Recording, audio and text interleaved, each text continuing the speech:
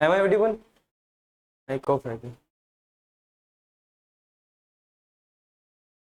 Mic mic mute unmute करो.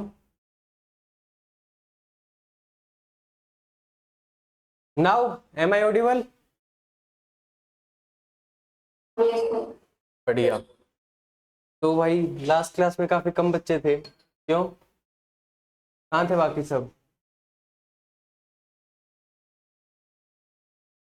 Last class में I think 3-4 ही थे ना ऑनलाइन में से. 4 थे, बाकी के कहाँ गए थे? ऐसा कैसे काम चलेगा भाई? तो लेक्चर वगैरह रिकॉर्ड हो जाए ना, अपलोड हो जाएंगे यूट्यूब पे, ठीक है, आप वहां से देख लेना. हमने वर्क पावर एनर्जी निपटा दिया था. ठीक है, वर्क पावर एनर्जी.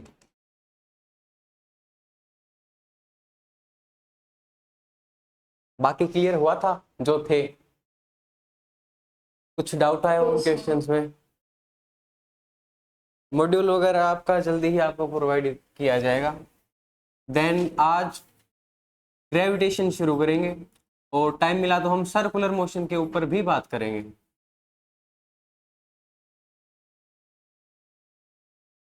ठीक है, बढ़िया. तो करें शुरू. Let's start with the new chapter gravitation. कैसा लगता है आप लोगों को ये? पढ़ रखा है ना 11th में? ठीक है. नई नई चीजें पता लगी थी सर हमें, काफी रोमांचक. आपको नॉइस आ रहा है क्या ज्यादा ऑनलाइन? बैकग्राउंड नॉइस आ रहा है?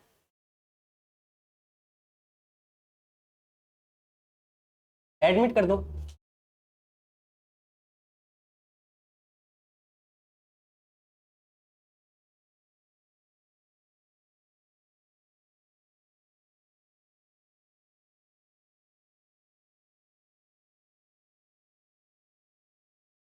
ग्रेविटेशन. सर नाम से तो हमें ये फील आ रही है कि हाँ, जो हमारी अर्थ है ना, वो क्या एक फोर्स लगाती है, फोर्स ड्यू टू ग्रेविटी. बढ़िया.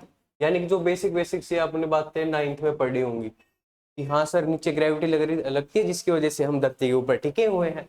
अगर ये ग्रेविटी नहीं होती तो हम क्या होते? यानी कि फ्लोट ही करते रहते, एक तरीके से. समझ रहे हो ना आप? बढ़िया सर. अब कुछ रोमांचक बातें. यानी कि साइंटिस्ट ने इतनी ज्यादा एक्सपेरिमेंट्स करे. फेमस एक्सपेरिमेंट जिसका नाम आता है कि न्यूटन, सर आइजैक न्यूटन के ऊपर क्या पड़ा था? एक एप्पल गिरा था पेड़ से. ठीक है, उससे ग्रेविटेशन की खोज हो गई. लेकिन ये सिर्फ कहानियां ही हैं, बताने में अच्छी लगती हैं. कई साइंटिस्ट की पूरी जिंदगी तक बीत गई, कई हजारों सालों तक इनके ऊपर एक्सपेरिमेंट्स चलते रहे. ठीक है. पहले फिलोसफर्स होते थे, उन्होंने अपनी अपनी फिलोसफी से अपने अपने विचार रखे कि हाँ, ग्रेविटेशन क्या होता है, हम कैसे धरती से जुड़े हुए हैं. ठीक है, कैसे मून चक्कर लगा रहा है सन के. ये सारी बातें धीरे धीरे जैसे टेक्नोलॉजी आती गई, हम एडवांस होते गए, तो यस, हमने क्या किया? एक्सपेरिमेंट्स करना शुरू कर दिए. ठीक है, तो हमें एक काफी इंटरेस्टिंग बात पता लगी कि सपोज अमन बेनीवाल है, कितना दूर बैठा है मेरे से. ठीक है, मैं इसको अट्रैक्ट कर रहा हूँ. अरे सही में सर, अट्रैक्ट मतलब कि आप इसके ऊपर क्या लगा रहे हो? फोर्स लगा रहे हो, है ना. अट्रैक्ट का मतलब ये मैं इसको खींच रहा हूँ. बढ़िया. लेकिन ना ही तो उसे फर्क पड़ रहा है, ना ही मुझे, ना ही मैं उसके पास जा रहा हूँ, ना ही वो कोई और कोई मेरे पास आ रहा है. मैं इन चेयर्स को भी अट्रैक्ट कर रहा हूँ. ठीक है, मैं हर एक पर्सन को अट्रैक्ट कर रहा हूँ जो एग्जिस्ट कर रहा है, हर एक उस थिंग को. ठीक है, ये बात पता लगी. आप लोग बोलोगे कि सर थोड़ा जमा नहीं, क्योंकि ना ही तो कोई डिस्प्लेसमेंट हो रही है, ना ही हमें फील हो रहा है कि हम हमारे ऊपर कोई फोर्स लग रहा है. ठीक है, तो इसका मतलब क्या हो सकता है? कॉमन सेंस से सोचे, जो फोर्स है ना, उसकी वैल्यू काफी छोटी है. दिस, ये साइन क्या डिनोट करता है? This. Approx, not exactly equals to zero, but tending to zero. Limits वगैरह में पढ़ा होगा आपने, है ना. हाँ, बिल्कुल. यानी कि फोर्स तो लग रहा है, लेकिन उसकी वैल्यू इतनी छोटी है कि हम उसे कंसिडर ही नहीं कर पाते. ठीक है, कि हाँ, कोई ऐसी चीज भी है जो हमें आपस में अट्रैक्ट कर रही है. लेकिन सर फिर सन है, मून है, ठीक है, ये ऐसे इसके ऐसे चक्कर लगाता है. हम फिर कैपलर्स लॉज वगैरह थोड़े थोड़े ध्यान में आ रहे हो तो पीछे पड़े हुए कुछ लॉज, जैसे हमने न्यूटन्स लॉज पढ़े थे, वैसे ही एक साइंटिस्ट था केपलर, उन्होंने लॉज दिए थे। ठीक है, तो हाँ काफी एक्सपेरिमेंट्स किए, काफी साइंटिस्ट ने मशक्कत की, अलग अलग चीजें करी, तब जाके हमारे पास कुछ कुछ बातें निकल के आई। ठीक है, यानी कि न्यूटन्स लॉ ग्रेविटेशन, क्या पता लगा हमें। ठीक है, काफी कुछ सोचा, तो फिर पता लगा जो आप बार बार बोल रहे हो ना कि हर ऑब्जेक्ट, यानी कि अगर कोई भी इस धरती पे दो ऑब्जेक्ट प्रेजेंट है, धरती पे भी नहीं कहीं भी हो, ठीक है, तो आपस में क्या कर रहे हैं, सपोज ये फर्स्ट ऑब्जेक्ट है, मास मैंने ले लिया इसका m1, ये सेकंड है, मास मैंने इसका ले लिया m2, आपस में आपने बोल दिया सर ये क्या कर रहे हैं, अट्रैक्ट कर रहे हैं। बढ़िया, ठीक है, तो हमने पहले क्या किया, इनके मासेस को चेंज किया, अलग अलग मास ले लेके देखे। ठीक है, तो फिर हमें पता लगा कि जो फोर्स है ना वो डायरेक्टली प्रोपोर्शनल टू आ रहा था इन मासेस के मल्टीप्लीकेशन के। समझे कहां से आया सर, ये एक्सपेरिमेंट्स कर करके। ठीक है, बढ़िया, फिर हमने क्या खिलवाड़ की, हमने जो इनके बीच की डिस्टेंस थी, यानी कि सपोज मैं यहां से यहां,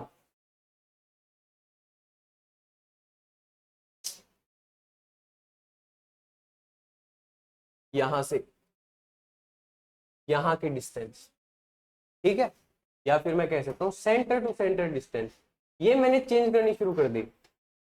इसको मैंने सपोज आर बोल दिया था, आर को ऊपर नीचे कम किया ज्यादा किया।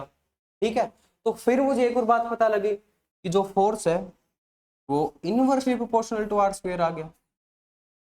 बढ़िया, इतनी सारी इंफॉर्मेशन हमने क्या एक्सपेरिमेंट कर करके निकाली।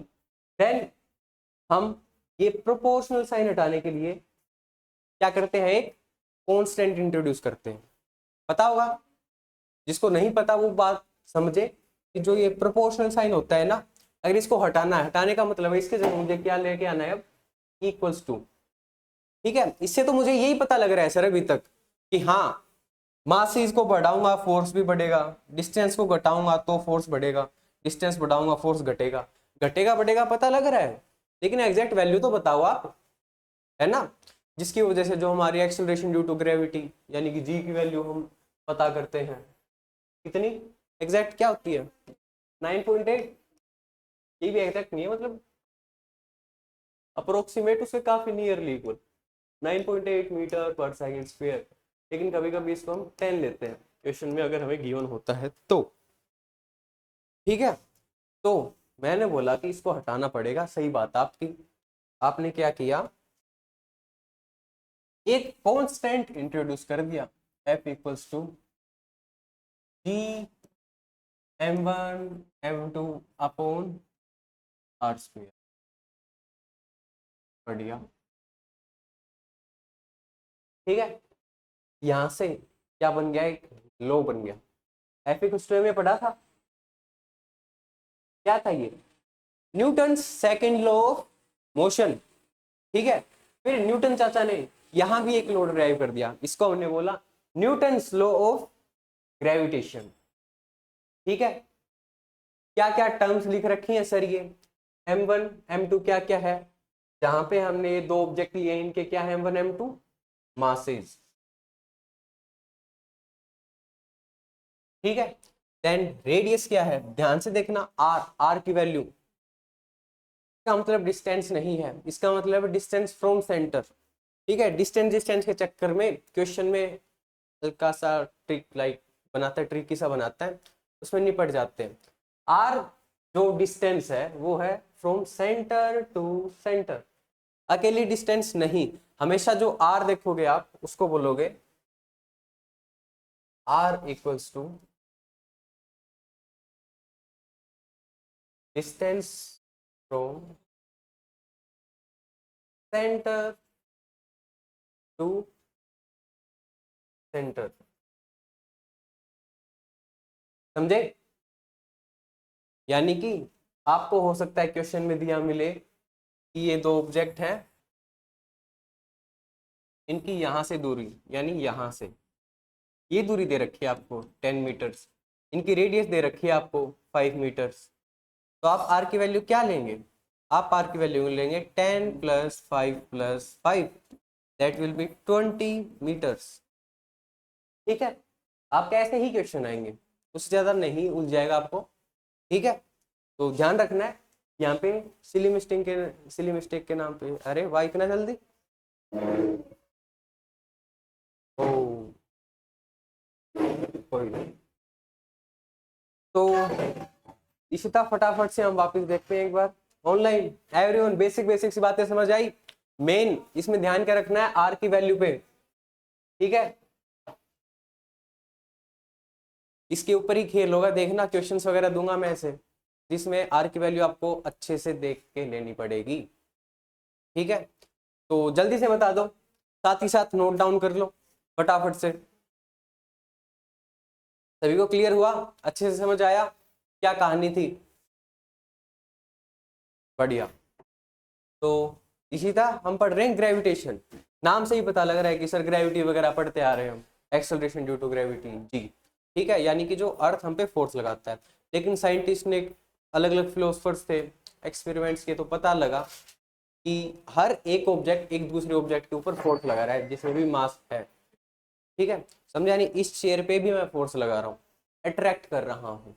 ठीक है, लेकिन सर ना ही तो आप हिल रहे हो ना ही चेयर हिल रही है, ये क्या बात हुई? तो इसका मतलब यही हो सकता है कि जो फोर्स की वैल्यू है वो काफी काफी कम है। इसका मतलब पता है आपको? नो, इक्वल्स टू नहीं होता, बट टेंडिंग टू, यानी कि एग्जैक्टली जीरो नहीं है। तो सर इसका मतलब हाँ, लगभग लगभग जीरो बता दिया आपने। बढ़िया। तो देन मैंने कहा कि मैंने काफी ज्यादा एक्सपेरिमेंट्स किए, मैंने 2 मासेस लिए। सबसे पहले मैंने इनके मासेस के साथ खेला, मास एक का मास घटाया बढ़ाया, मुझे पता लगा कि फोर्स है ना वो डायरेक्टली प्रोपोर्शनल टू है इनके मासेस के प्रोडक्ट के। बढ़िया। देन मैंने इनके बीच की डिस्टेंस, डिस्टेंस कौन सी है? ये सेंटर टू सेंटर जो आर है, इसको बदला, आगे पीछे ज्यादा कम। मुझे पता लगा कि ये इनवर्सली प्रोपोर्शनल टू है आर स्क्वेयर के। बढ़िया। देन ये प्रोपोर्शनल साइन को हटाने के लिए मुझे क्या इंट्रोड्यूस करना पड़ता है? एक कांस्टेंट। तो वो कांस्टेंट मैंने इंट्रोड्यूस कर दिया, जी। ठीक है, देन मेरे पास एक बढ़िया सा फॉर्मूला निकल गया F equals to G m1m2/r²। ठीक है,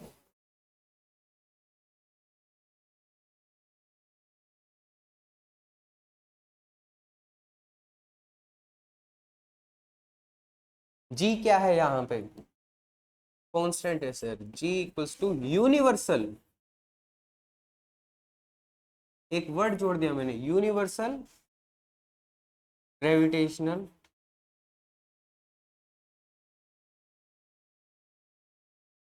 कांस्टेंट।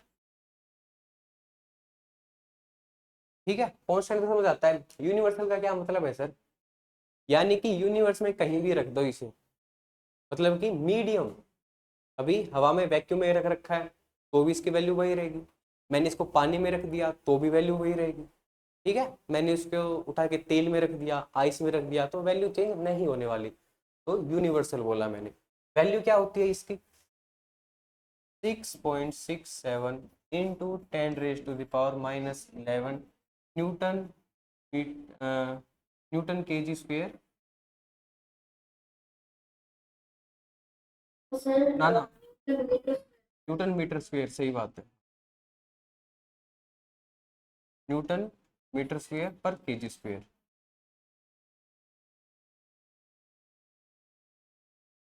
यूनिट क्या है? न्यूटन मीटर स्क्वेयर पर KG square. Unit and dimension I hope आप लोगों ने पढ़ा था 11th में। कोई नहीं, इसके ऊपर भी आई थिंक PYQs आ रखे हैं, यूनिट्स एंड डायमेंशंस पे, इसके ऊपर भी क्लास लेंगे। बाकी इसकी सिंपल सी जो यूनिट है वो आप लोग डिराइव कर सकते हो, आप लोगों को आती है। अगर मैं आपको यूनिट नहीं बताता और कहता मुझे बताओ इसकी यूनिट, तो आप क्या करते? इस फॉर्मूले से निकाल लेते, समझे? यानी कि फोर्स की दे रखी है मुझे न्यूटन, फोर्स की मुझे न्यूटन गिवन है। ठीक है, जी की मुझे निकालनी है, मास की क्या होती है? केजी। 2 मास है तो केजी स्क्वेयर अपॉन में आर यानी कि डिस्टेंस, डिस्टेंस की क्या होती है ऐसा यूनिट, मीटर स्क्वायर। तो जी की क्या निकल के आ गई मेरे पास, बढ़िया, न्यूटन मीटर स्क्वायर पर केजी स्क्वायर। बताओ, कोई डाउट? कोई डाउट नहीं, फटाफट से छाप दो 5 सेकंड के अंदर अंदर।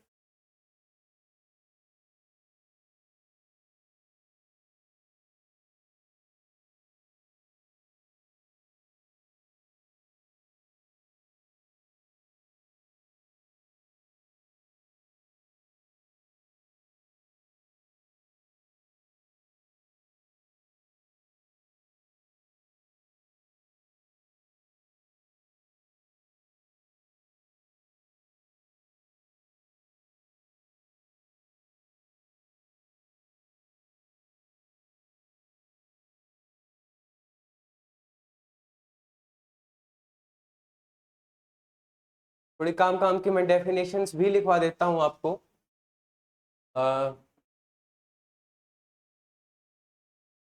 Newton's law of gravitation, gravitation की डेफिनेशन क्या होगी? Gravitation is the force of attraction between any two masses in the universe.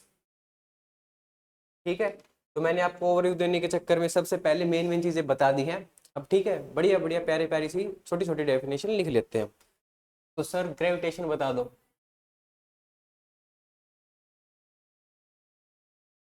Gravitation, force of attraction between any two masses, between any two masses in the universe.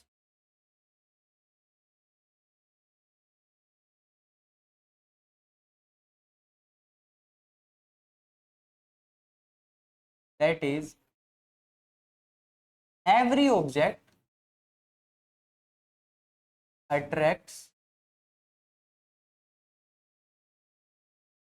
other, जो कि मैंने आपको verbally अच्छे से समझा दी थी। ठीक है, then universal law of gravitation, जिसको न्यूटन्स लॉ ऑफ ग्रेविटेशन भी बोलते हैं, F equals to G m1 m2 by R square. Distance between centres, universal gravitational force हो ही गया। डेफिनेशन क्या ही करोगे लिख के, इसको ही समझ लो। अरे भूल गए थे क्या? तो क्लास आधी जा चुकी है, अब आप अटेंडेंस लगाओगे, कोई नहीं, फटाफट से देखो। ये चीजें आपने पहले भी पढ़ी होगी, gravitational law F equals to G m1 m2 by R square, इसके अलावा कुछ नहीं पढ़ा हमने। तो क्वेश्चन किया जाए बढ़िया सा।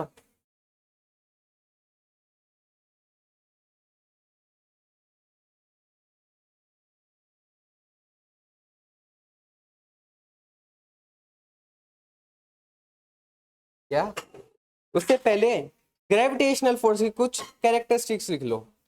ठीक है,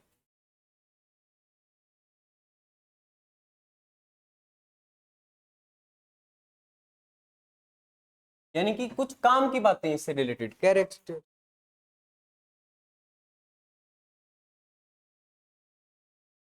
ग्रेविटेशनल फोर्स,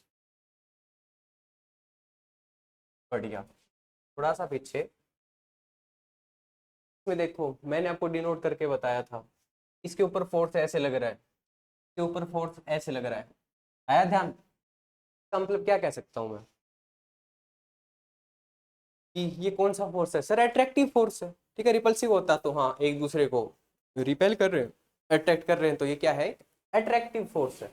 ठीक है, और सेंटर टू सेंटर लग रहा है, क्या मैं कह सकता हूँ कि सेंट्रल फोर्स है? बताओ। बढ़िया सर, कह सकते हो बिल्कुल। देन क्या मैं कह सकता हूँ कि ये लॉन्ग रेंज फोर्स भी है? समझे, यानी कि कितना दूर ही ऑब्जेक्ट रखा हो, देखती है मून से और अपने अर्थ की दूरी कितनी है, सन से अर्थ की दूरी कितनी है। बिल्कुल। नॉन कॉन्टैक्ट फोर्स है, कंजर्वेटिव फोर्स है, x along joining the line, weakest fundamental force. देख रहे हैं कितना फोर्स लग रहा है इस चेयर के ऊपर? क्या मैं इस चेयर के ऊपर फोर्स लगा रहा हूँ? हाँ, इसका मतलब वीकेस्ट फंडामेंटल फोर्स। तो फटाफट से लिखे, जल्दी जल्दी जल्दी। Always attractive.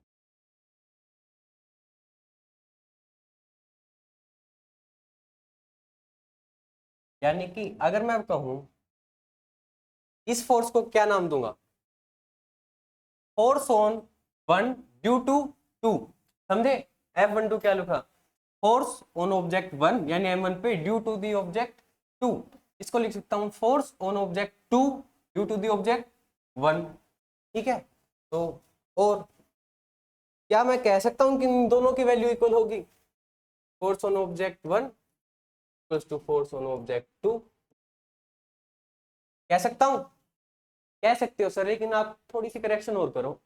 फोर्स हमने पढ़ रखे कि एक वेक्टर क्वांटिटी है, डायरेक्शन का भी तो फेल करोगे, मैग्नीट्यूड इनका सेम है। ठीक है, अगर मैं इतना ही लिखता तो करेक्ट था, लेकिन अगर मुझे फोर्स लिखना है तो ये लिखना पड़ेगा कि दोनों की डायरेक्शन क्या है, अपोजिट है। तो यानी कि मुझे एक नेगेटिव साइन लगा देना है, क्योंकि cos 180 की वैल्यू क्या होती है सर, -1।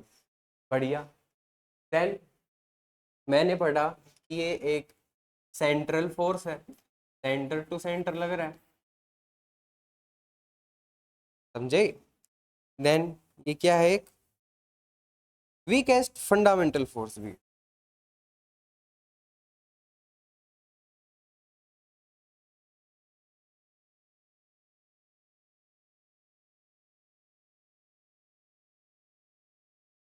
बढ़िया। लॉन्ग रेंज फोर्स है।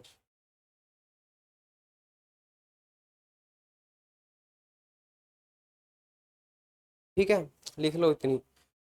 फिर चलते हैं आगे क्वेश्चंस पे।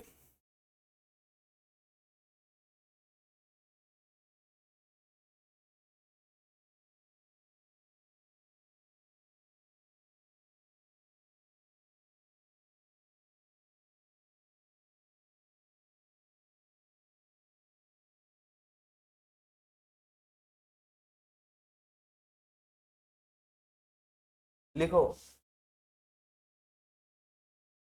क्वेश्चन क्या, to masses 8 kg and 18 kg, two masses 8 kg and 18 kg are placed 4 meter apart in free space, are placed 4 meter apart in free space। बढ़िया सर। देन फर्स्ट पार्ट है मेरा, calculate gravitational force.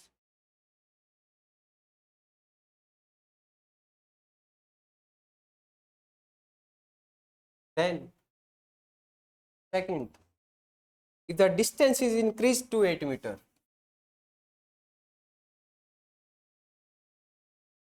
if the distance is increased to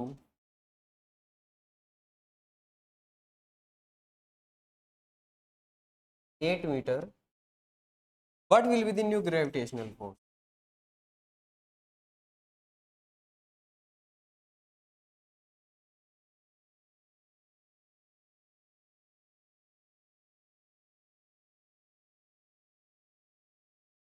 What will be the new gravitational force? बता दो। यहाँ पे जो g है उसकी वैल्यू आप लोगों को रखनी है, बताई होगी, g equals to 6.7 in 10 raised to the power -11 newton metre square. जल्दी से।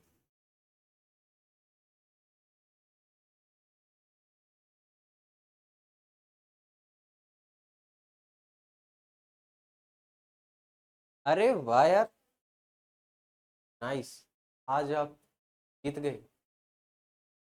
हाँ भाई ऑनलाइन। गलत है, 60 आना चाहिए। तो सेकंड का बता रहे हो क्या? ओके, 4 2 बिल्कुल आपका ठीक हो सकता है, देखते हैं सेकेंड। क्या आया था आपका 20 × 20 तो -11 नहीं नहीं, सेकंड का 15 × 10⁻11।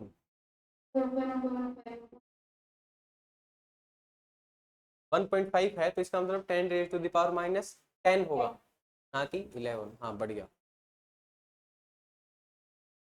आपका हो गया, कितना डन।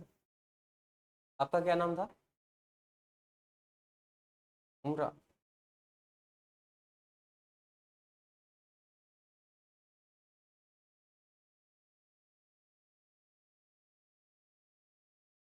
चला जाए आगे। क्या था इसमें? इसमें केवल और केवल थी कैलकुलेशन सर। इसमें से केवल और केवल एक ही बच्चे का आंसर आया ऑनलाइन से, बाकी सभी हो गया था ना। आंसर दो के आए थे। हाँ अमन, बढ़िया।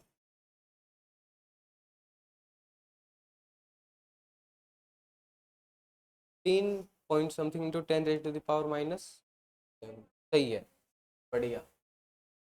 तो देखते हैं solution.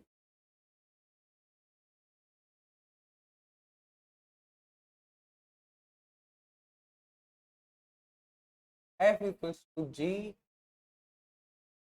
m1 m2 upon r square. G की वैल्यू गिवन है 6.67 इंटू 10⁻⁻11। m1 की वैल्यू 8 गिवन है, m2 की वैल्यू 18 गिवन है, अपॉन में r स्क्वायर। 4 थी ना, r की वैल्यू क्या थी? 4, 8। 4 का स्क्वायर करना है यहाँ पे, बच्चे गलती करते हैं सीधा 4 लिख देते हैं, ठीक है। आगे जाके आप और फॉर्मूलेस पढ़ोगे जिसके नीचे सिर्फ आर आता है, आर स्क्वायर नहीं आता, तो उसमें कंफ्यूजन नहीं होना है। यहाँ पे आर स्क्वायर है, ठीक है, छोटी छोटी बातें ध्यान रखना है। 10 काट दो, 8 2 जा 16, 2 9, 10। आप इनकी मल्टीप्लाई करोगे तो आपको लगभग लगभग आंसर निकल के आएगा 6 इंटू 10⁻⁻10, या फिर 60 इंटू 10⁻⁻11 न्यूटन, ठीक है, बढ़िया। देन आया हमारे पास बी पार्ट, ये फर्स्ट हो गया। सेकंड वन, सेकंड एक तो है आम जिंदगी। किसने ऐसे किया कि वापिस से F equals to G m1 m2 upon R square किया, जहां पे आर की वैल्यू हमने क्या पुट कर दी, 8 मीटर्स, ठीक है। कैलकुलेशन की और हमारा आंसर आ गया, ठीक है। ये अप्रोच लगाई थी।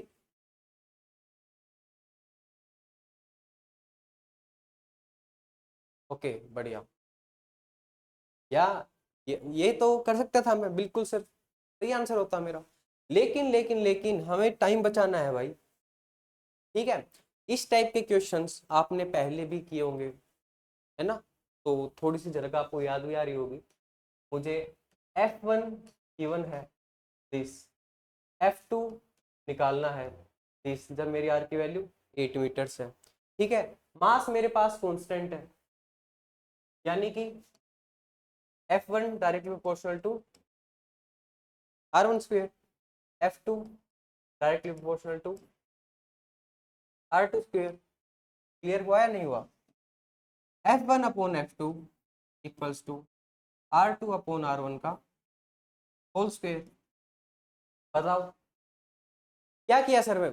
ये मैंने सिर्फ इतना ही किया, चीजें कांस्टेंट रख रखी थी, मास कांस्टेंट था दोनों के दोनों, सिर्फ वेरिएबल क्या हुआ, रेडियस वेरी हुई, ठीक है। तो मैंने सारी मेहनत सर फर्स्ट पार्ट में कर ली, ठीक है, वहां मैंने कैलकुलेशन की। अब यहाँ भी अगर कैलकुलेशन है तो इसका मतलब सोचा है हमें आम जिंदगी नहीं, मेंटोस जिंदगी से चलना है, ठीक है। एड देखिए क्या वो पीजे पुअर जोक है, लेकिन फिर भी मैं आम जिंदगी मेंटोस जिंदगी आपको बोल रहा हूं, क्योंकि R2 की वैल्यू 8 गिवन है, R1 की वैल्यू 4 गिवन है, इनका क्या हो गया स्क्वायर इक्वल्स टू 4 आ गया, 4 2 जा 8, 2 का स्क्वायर 4, यानी F2 मुझे निकालना था, है ना, तो F2 क्या हो जाएगा, F1 डिवाइडेड बाय 4। क्लियर है, इस साइड का विजिबल है ऑनलाइन, ये बोर्ड भी यहाँ पे विजिबल है बोर्ड आपको, F2 equals to F1 bye 4, जल्दी बता दो। बढ़िया। तो सर F1 आपने निकाल रखा है 6 इंटू 10⁻⁻10, इसको हमने 4 से डिवाइड कर दिया।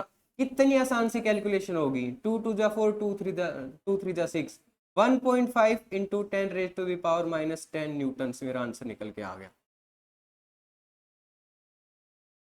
न्यूटन लगाई रखा है। बताओ कौन सा मेथड अच्छा था, अरे दिख ही रहा है हमें, ये अच्छा था।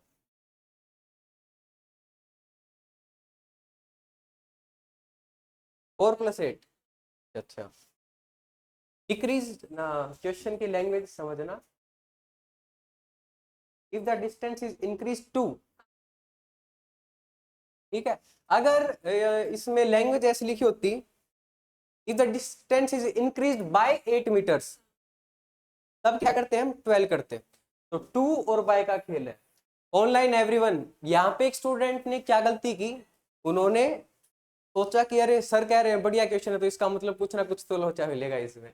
तो उन्होंने 8 + 4, यानी पहले जो डिस्टेंस थी, सोचा कि उसमें 8 ऐड कर देते हैं। ठीक थी, ये बात भी इनकी ठीक थी। अगर मैं यहाँ पे 2 की जगह क्या रख देता, बाय, देन आप क्या करते, आर की वैल्यू क्या लेते, 12, 8 + 4। क्लियर हुआ आप सभी को, यानी कि इस गलती से भी हमें काफी कुछ सीखने को मिला। अच्छी बात है कि ये यहाँ हो गई, पेपर में जाके नहीं हुई, ठीक है। का मतलब समझ पा रहे हो ना आप लोग, यानी कि सबसे पहले 8 kg का था, 18 kg का था, ठीक है। इनके बीच की distance, centre to centre distance मुझे दे रखी थी 4 मीटर्स। देन मैंने 8 kg ही मास रखा, डिस्टेंस बढ़ा के कर दी 8 मीटर्स, ठीक है। तो अब आने वाले क्वेश्चंस में आपको यही देखने को मिलेगा, बातें मत करो यार ऐसे, बातें होती है ना ये। अब आप लोगों के लिए तो ना, आप लोगों के लिए क्वेश्चन है, बाकी के लिए तो बातें हुई ना, डिस्टर्बेंस होती क्लास में ऐसे। तो यानी कि अब की बात डिस्टेंस चेंज कर दी, धीरे धीरे क्या करेंगे, मास को चेंज कर देंगे, ठीक है। ले दे के हमारा, हमारी जो अप्रोच है वो क्या रहनी चाहिए कि मुझे F1/F2, यानी कि अगर मुझे एक फोर्स गिवन है, यानी कि किसी भी डिस्टेंस पे किसी भी मास पे फोर्स गिवन है, देन मैं मास को डबल कर दूं, ट्रिपल कर दूं, डिस्टेंस को हाफ कर दूं, डबल कर दूं, तो सिंपली मुझे यहाँ पे वो वैल्यूज पुट कर देनी है, दोनों फोर्सेस को डिवाइड करना है, एक रेशियो निकल के आएगा, उससे मेरा फटाफट आंसर निकल जाएगा। कैलकुलेशन गधा मजदूरी करते नहीं रहना है, ठीक है। करोगे एक और क्वेश्चन इस पे, आ जाओ जल्दी से।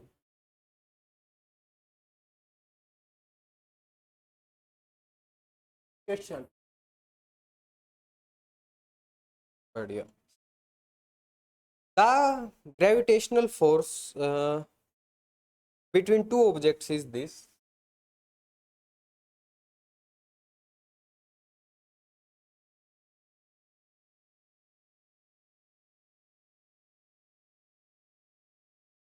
Between two objects,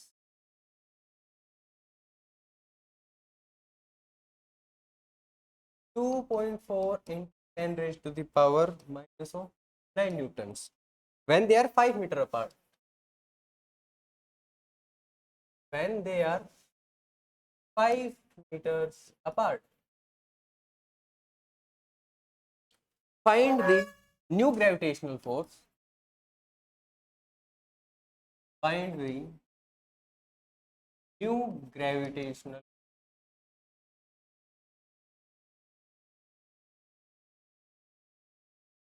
A, distance is reduced to 2.5 meter.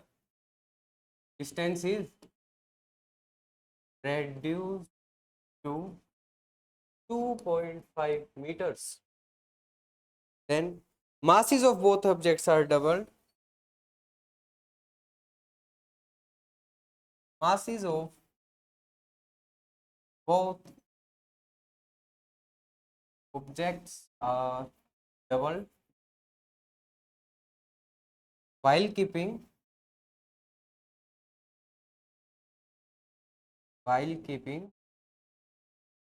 r equals to 5 metre. जल्दी से कर दो।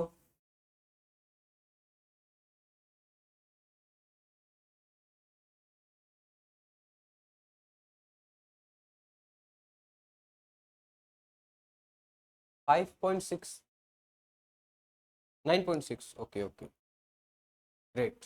10 raise to the power minus, बढ़िया। बी पार्ट का और निकाल दो 9.6 सी दोनों का, ठीक है। अब अगर मुझे ये पेपर में मिलता है तो मैंने देखा फटाफट से रेडियस 2.5 मीटर है, इसका मतलब हाफ कर दी, 5 से हाफ कर दी। Force inversely proportional to R square होता है, यानी कि अब फोर्स की वैल्यू मेरी F/4 हो जाएगी, समझे। डायरेक्ट यहाँ पे मैंने इसको कहा गया 4 से डिवाइड कर दिया, ठीक है। हाँ सॉरी मल्टीप्लाई कर दिया, एक सेकेंड। 1/r², हाँ हाफ कर दी। रेडियस हाफ कर दी, 1/r² था, रेडियस हाफ कर दी मैंने, तो 4/r² हो गया ना, तो यानी कि फोर्स 4 टाइम्स हो गया। जल्दी से 4 को मल्टीप्लाई किया एंड आंसर टिक, ठीक है। इसमें ऑप्शंस में क्या आपको वेरिएशन देता है पावर्स में, कि ऑप्शन तो यही होगा, एक जगह 9.6 into 10 raise to the power -9, 10, -11 ऐसे दे देंगे, यानी कि 10 की पावर में खेला जाएगा, ठीक है। तो जल्दी जल्दी में वो भी गलत नहीं करना है, 10 रेज टू द पावर भी इंपॉर्टेंट है, लेकिन उसका आंसर 9 है, 10 है, ठीक है। तो A part B part I hope आप लोगों को क्लियर है। क्या मुझे सॉल्व करवाने की जरूरत है? ऑनलाइन सॉल्व करवाया जाए? बोलो बोलो बोलो, देख लो, कंप्लीट सॉल्व नहीं करेंगे, ठीक है। F1 गिवन था Gm1m2/r², ठीक है। F2 मुझे निकालना था, G कांस्टेंट है सभी के लिए, ठीक है, कोई दिक्कत नहीं है। M1 M2 ए केस में क्या था, M1 M2 कांस्टेंट थे, ठीक है। रेडियस की वैल्यू r से r/2 कर दी थी, समझे। यहाँ पे 5 से क्या कर दी थी, 2.5 यानी हाफ कर दी। देन Gm1m2/r² इंटू में 4 इक्वल्स टू 4f या फिर 4f1, ठीक है, समझे। F1 की वैल्यू गिवन थी, उसको 4 से मल्टीप्लाई कर दिया। देन बी पार्ट में क्या किया, F2 में G M1 M2 की जगह क्या कर दिया, 2 टाइम्स M1 M2। मासी सेम दे रखे थे क्या एंड में, कोई नहीं, अपॉन में r²। यहाँ से भी मुझे पता लगा कि सिर्फ 4 का फैक्टर मल्टीप्लाई हो गया, ठीक है, दोनों से आंसर सेम आ गया, बढ़िया। एक और क्वेश्चन कर दो जहां पे मास भी वेरी कर रहा है एंड रेडियस यानी कि डिस्टेंस फ्रॉम सेंटर भी वेरी कर रही है। Gravitational force between two masses is question का gravitational force between two masses is 48 Newton.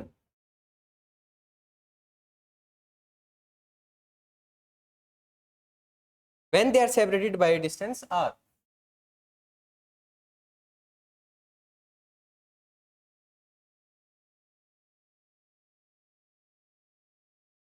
Separated by distance r. बढ़िया। The mass of first body is tripled. The mass of first body is tripled. The mass of second body is half. the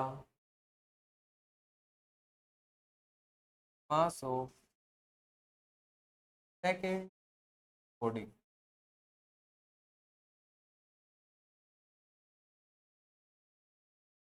Half.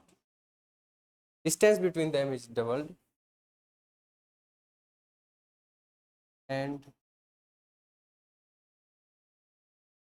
distance between them doubled. तो मुझे new gravitational force बता दो जल्दी से. Find new force. 6 गलत है. गलत है. गलत है. क्या कर रहे हो? मैंने गलत दिया क्या? Mass of first body is tripled. The mass of the second body is half. The distance between them is doubled. Find new force. 18 सही है. कैसे काम चलेगा भाई? ऐसे कैसे काम चलेगा?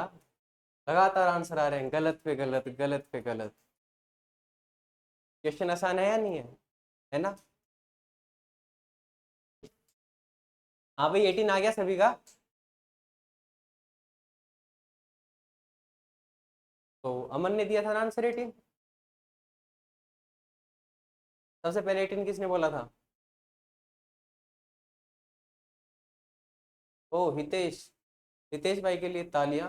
इन्होंने जल्दी सोल्व किया एंड करेक्ट सोल्व किया. स्पीड भी मेंटेन रखनी है, लेकिन ये नहीं कि यार ऐसे क्वेश्चन को गलत कर दोगे. है ना? Same to same 2 ditto question पहले करवाए हैं.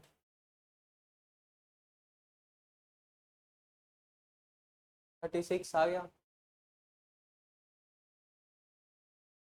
क्यों? क्वेश्चन की गलती है. क्वेश्चन को ऐसे फ्रेम करना चाहिए था कि आंसर 36 आना चाहिए. गलती क्वेश्चन.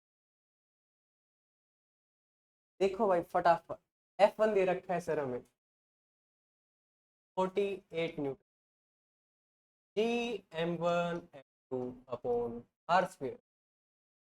इनको विजुअलाइज कर पाते हो ना तुम लोग? विजुअलाइज का मतलब सिंपली इतना तो सोच पाते हो ना? कैसे? 4 मीटर से 8 मीटर. अब अगर मैंने इसको हाफ कर दिया है तो 8 से 4 आ जाएगा. 8 kg से क्या हो जाएगा ऑब्जेक्ट? 4 kg का हो जाएगा. इतना हाई होप्स हो आप लोग सोच पा रहे होंगे. तो मैं बार बार बार बार डायग्राम नहीं बना रहा हूँ. ठीक है. देन F2 में क्या क्या कंडीशंस है भाई? जी फर्स्ट ऑब्जेक्ट का मास 3 टाइम्स कर दिया, यानी कि m1 से 3m1. ठीक है. m2 से यानी कि सेकंड ऑब्जेक्ट का हाफ कर दिया. रेडियस दोनों की डबल कर दी. डबल कर दी, हाफ कर दी थी? डबल दी थी ना? डबल कर दी थी. ठीक है. यानी कि सभी जो कांस्टेंट टर्म्स है, ठीक है, न्यूमेरिकल वैल्यूज, उनको बाहर निकाल लो. 3 upon 8 G m1 m2 upon r square equals to 3/8 f1 equals to 3/8 में 48. 8 6 जा 48, 6 3 जा 18 न्यूटन्स. बताओ. हुआ क्लियर? ठीक है. क्वेश्चन की गलती है क्या? ठीक है. गलती किसकी है? क्वेश्चन की नहीं. हाँ इशिता, आप क्या आंसर आया था? नहीं आया था? क्यों नहीं आया था? गलती से कम से कम आंसर तो आना चाहिए था.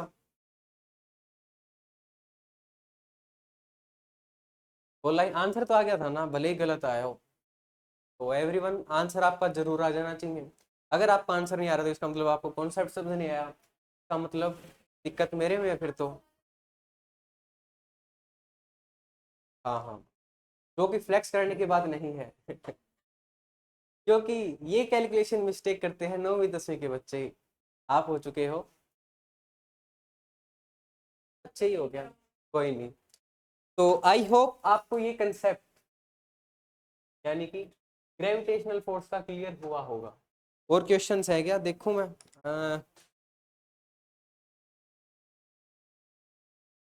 हाँ, नहीं हुआ था क्या?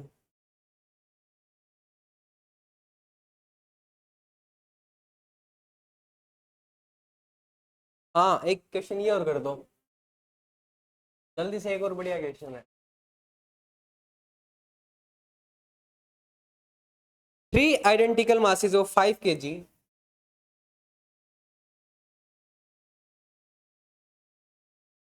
Three identical masses of 5 kg are placed at the vertices of an equilateral triangle.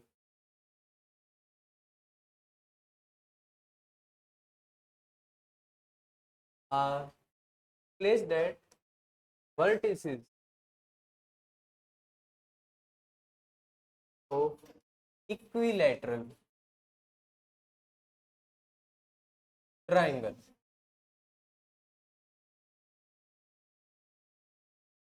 Of side 2 meter.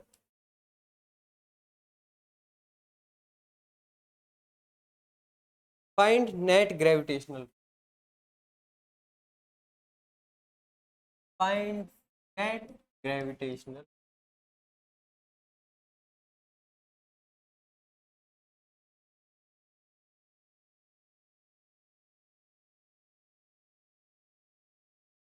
कर दो फटाफट। जी की वैल्यू भाई 6.67 in 10 raised to the power minus 11 newtons। जल्दी जल्दी जल्दी कर दो, थोड़ा थोड़ा हिंट भी ले लो आप। अब की बार स्ट्रेट लाइन में नहीं रख रखे, पहले मासिस ऐसे रखे हुए थे, है ना? तो डायरेक्शन का कोई चक्कर ही नहीं था, डायरेक्शन का फिर भी था, लेकिन वो क्या थे, सिंपली 1 डायमेंशन में थे, तो सर हमने डायरेक्शन का उतना सोचा ही नहीं। अब देखो यार, अब की बार मासिस को हमने ऐसे प्लेस कर दिया, क्या?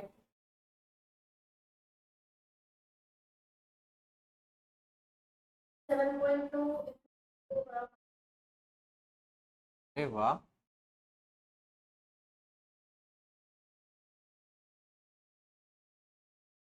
थोड़ा हिंट ले लेना यहाँ से। एंड मैं अभी आपका आंसर चेक करता हूँ।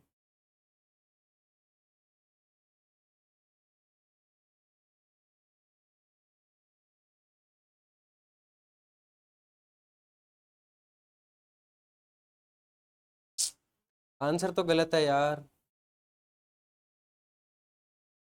√3 होगा। हाँ, √3। ओके ओके, वेट वेट, हाँ हाँ, मल्टीप्लीकेशन करके आ जाता, ठीक है। √3f 1.7 into 4.1। तो आपने 13 बोला था ना, क्या बोला था? 7.2 अच्छा 7.2, सॉरी माय बैड, 13.2 सुना मुझे, ठीक है। किसने आंसर दिया था सबसे पहले? पलक, वेरी गुड, आपकी कैलकुलेशन स्पीड काफ़ी अच्छी है, एंड ऑल्सो आंसर करेक्ट है, उससे बड़ी बात।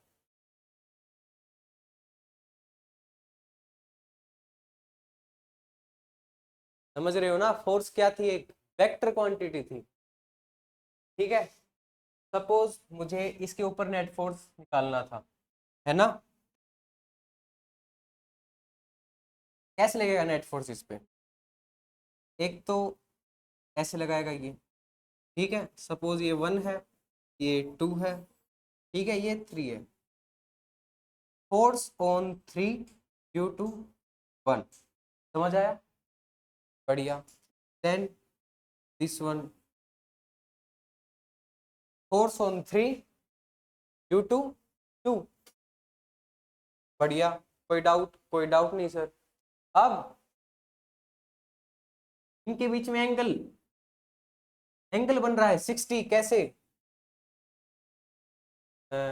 इनको बोलते थे ना, क्लियर डेफिनेशन क्या थी इनकी, कोई नहीं, आप समझ लो। हाँ, वर्टिकली अपोजिट एंगल, ठीक है। तो देन 60 to 60, बढ़िया। तो मुझे एफ नेट निकालना है, ठीक है, रिजल्टेंट।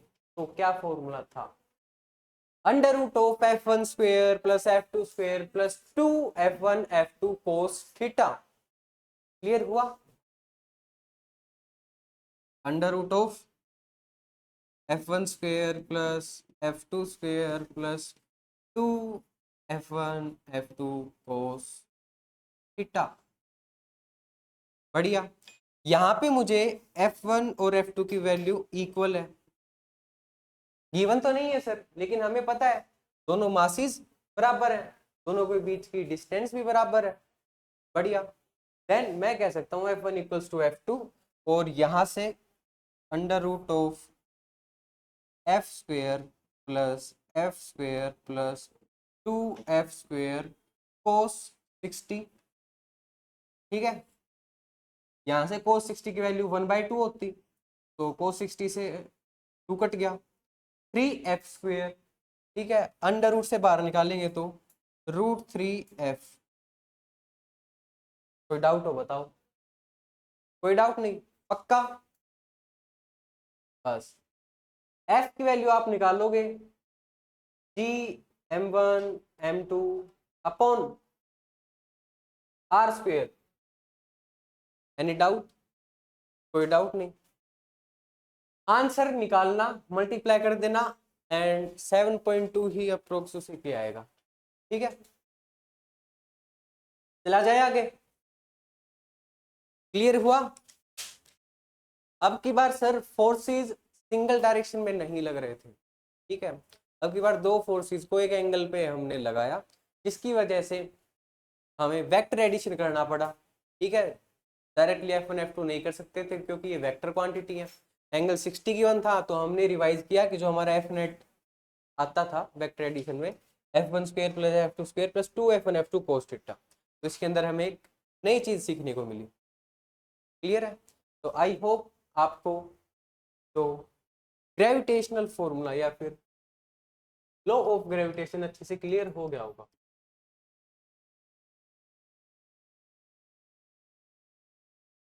ठीक है, बोलो, किसी को कुछ डाउट हो किसी क्वेश्चन में, पक्का, तो आगे चला जाए, या फिर मेरी जेई नीट की क्लास थी, एक थी, एक सेकंड में पूछ के आता हूँ, आप तब तक करो, एक और क्वेश्चन कर लो।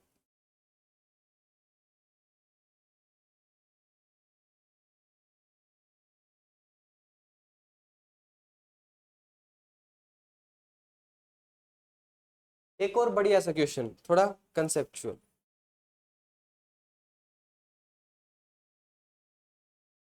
मैं शॉर्ट में लिखूंगा, ठीक है, टू आइडेंटिकल सॉलिड स्फीयर्स, ठीक है, आप लोग ध्यान रखना, ईच ऑफ मास m, ठीक है, each of mass m are initially kept at a distance r apart. बढ़िया, the gravitational force between them is F, ठीक है, ग्रेविटेशनल फोर्स, बढ़िया, then now each sphere is melted and recast, language सुनते जाना, मैं लिख नहीं रहा हूं, each sphere is melted and recast into 8 identical spheres, melted 8 identical spheres, बढ़िया, without changing the distance between their centers, ठीक है, are not changed,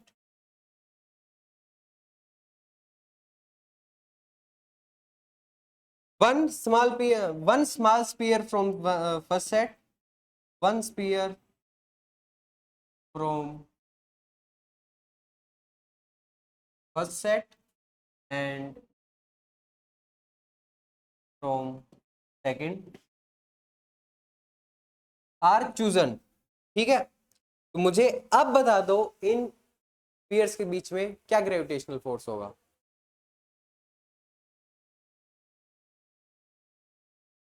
देखो एक बार फिर से समझ लो, दो स्पीयर्स हैं बड़े बड़े बढ़िया मास के, मैंने इनको मेल्ट कर दिया और 8 आइडेंटिकल स्पीयर्स में बदल दिया। ठीक है, यानी कि इसके भी 8 हो रहे हैं, इसके भी 8 हो रहे हैं। ठीक है, ईच, यानी कि each sphere is melted.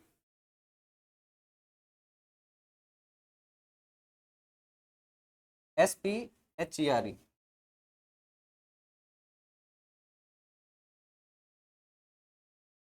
Each sphere. ठीक है, 8 मैंने पार्ट्स कर दिए हैं। जल्दी से मुझे नया फोर्स बता दो।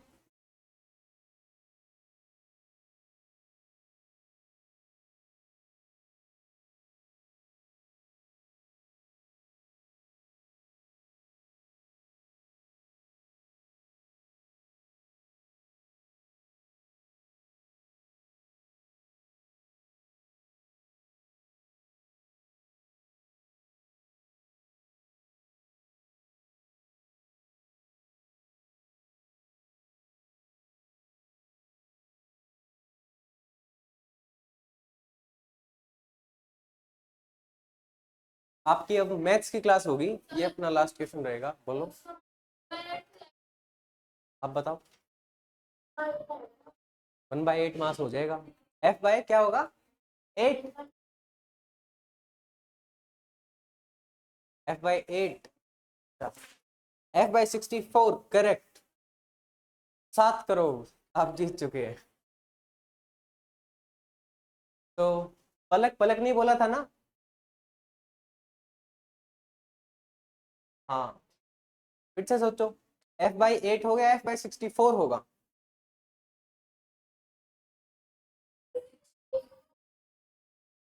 डिस्टेंस सेम है। ईच स्पीयर को मैंने 8 आइडेंटिकल स्पीयर्स में मेल्ट कर दिया, समझे? हर एक स्पीयर को।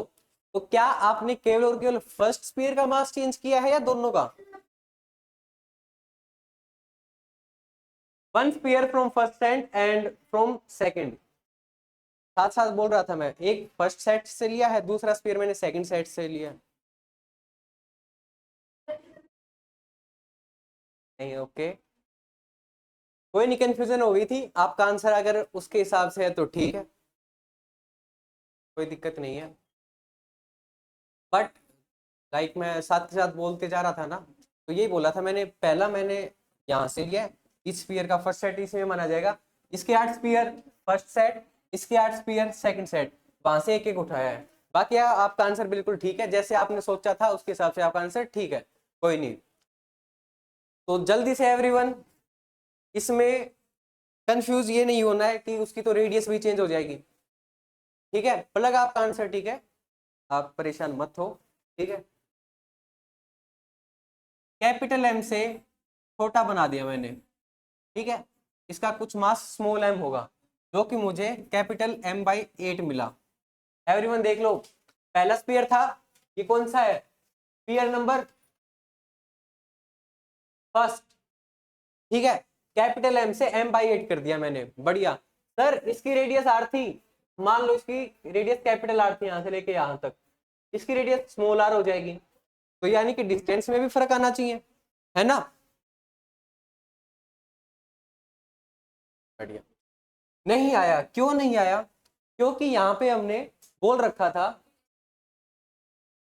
लिखा नहीं गया मैंने कि सेंटर से डिस्टेंस सेम है। हाँ, आर नोट चेंज, अच्छा सीधा मैंने डायरेक्ट ही लिख दिया था, अरे यार कोई नहीं, जैसे अगर थोड़ा सा क्वेश्चन पे घुमाता तो ये लिखता, क्योंकि सेंटर से डिस्टेंस चेंज नहीं की है। ठीक है, आर की जगह क्या लिखता? सेंटर से डिस्टेंस। तो इसका मतलब भले ही स्पीयर की रेडियस कुछ भी ऊपर नीचे हो जाए, हमें फर्क नहीं पड़ता, सेंटर से डिस्टेंस देखनी है, बार बार बोलता रहा हूँ स्टार्टिंग से, वो चेंज नहीं हुई है। ठीक है, यानी कंफ्यूजन आपको इसमें ये नहीं होना चाहिए कि सर पहले कैपिटल आर थी, अब कुछ डिस्टेंस स्मॉल हो गई होगी, इसका कैसे रेडियस कम ज्यादा निकालेंगे, नहीं सोचना। डिस्टेंस सेम है सेंटर वाली। ठीक है, distance from centre is not change.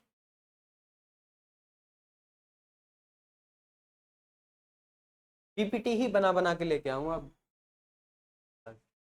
तो यानी कि सर हमें पता लग गया, मास m से M/8 हो गया है, दो मासिस का मल्टीप्लीकेशन था, तो m स्क्वायर बाय में 64, समझे, f बाय 64। क्लियर हुआ? मैंने ऊपर ऊपर से बता दिया आपको। रेडियस सेम है, g कांस्टेंट है ही। बढ़िया। तो अब आपकी होगी मैथ्स की क्लास। जल्दी से आप नोट डाउन कर लो, मैं इसको आपको भेज देता हूँ स्लाइड्स को।